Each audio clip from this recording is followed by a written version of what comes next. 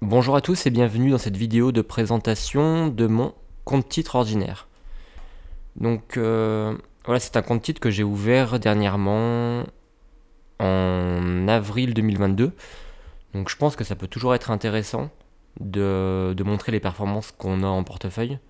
Comme beaucoup de gens font des vidéos pour nous montrer que telle action devrait valoir telle valeur, etc. Mais ils ne nous montrent pas vraiment leurs résultats. Donc je pense que ça peut être intéressant également de voir les résultats de la personne qui vous montre certaines analyses. Donc en 9 mois, j'ai acheté une dizaine d'actions. Donc beaucoup superforment. En moyenne, j'ai 12%, je crois que j'ai une moyenne de 12% de plus-value.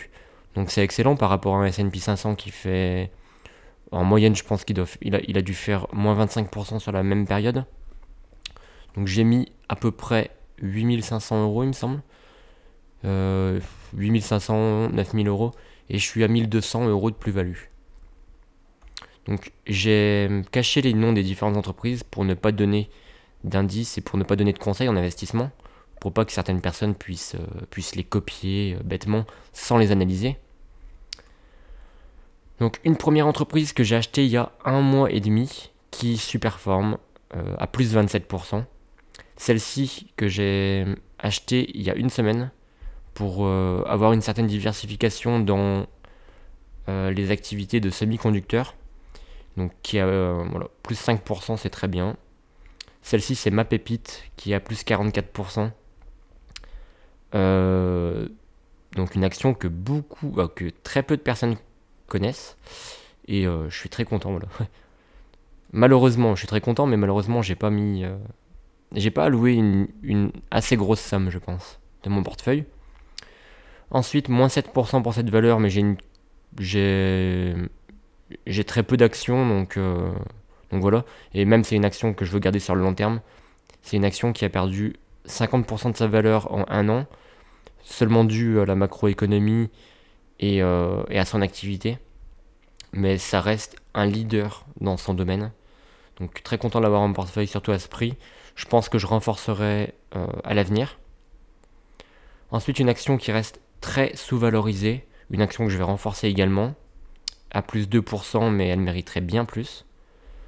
Celle-ci, donc, c'est une action, c'est un réseau social que tout le monde connaît, qui a perdu énormément parce qu'elle s'est diversifiée dans un domaine. Elle a fait beaucoup d'investissements, plusieurs milliards d'euros, dans un domaine qui n'est pas très porteur pour l'instant, et c'est le commencement de quelque chose, donc ça reste compliqué. J'étais à moins 25% à un moment, j'ai renforcé à l'annonce des résultats. Elle a perdu, je crois, 25% lors de l'annonce des résultats. Peut-être moins 20%, je crois, lors de l'annonce des résultats. J'ai renforcé à ce moment-là, et là, elle est bien remontée lors des derniers jours. Donc je suis en plus-value, mais c'est pas une action que je vais garder sur le long terme. Donc je pense que je vendrai soit à l'annonce des prochains résultats, soit lors des prochains jours. Tant que je suis en plus-value, moi ça me va très bien en tout cas. Ensuite, une action que je ne veux pas garder. Donc je suis à moins 1% de moins-value. Mais c'est pas une action que je veux garder sur le long terme, donc je vais m'en débarrasser. Pour avoir un peu de cash et ensuite renforcer certaines valeurs. Ensuite, une action que j'ai achetée il y a une semaine, il y a un mois, lors de l'annonce des résultats. Elle avait pris 5% lors de l'annonce des résultats. Je l'ai achetée à ce moment-là. Et c'est une semaine après qu'elle a vraiment pris 15-20%. Donc top. Ensuite, une action spécialisée dans l'immobilier qui a beaucoup monté lors des derniers jours. Donc très content. Et ensuite, une action qui sous-performe mon portefeuille, mais qui va encore être en peine, je pense, lors de l'année 2023. Mais lors des 5 prochaines années, elle aura un bon rendement, je pense. Voilà.